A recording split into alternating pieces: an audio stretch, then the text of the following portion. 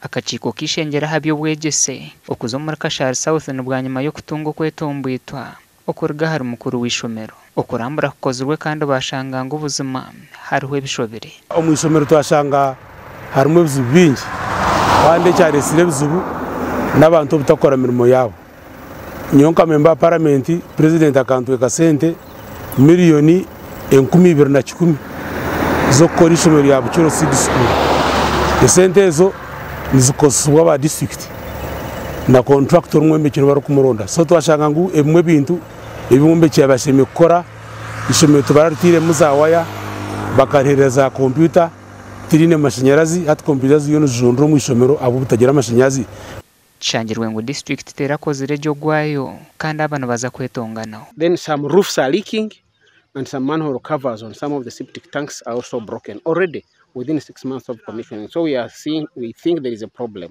Mbeni nyabwo burungi bw'ishomero icyo kubanza tubaka bahaga bitabo nabahereze bitabo copies kinana na mukaga kugira ngo buri mwana abone kope ashome abo kuba byani bitago mu library.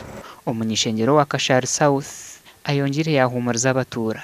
Mbeni nabahereza transformer ya miliyoni 5 yo kwena ngo amashanyarazi egateka hansi ishomero funa amashanyarazi na nebi byaro byone byetoriraho bifuna amashanyarazi akoba transformer ne bamara.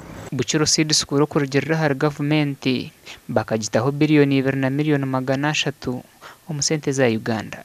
Gasha kwa senyo mo Gideon.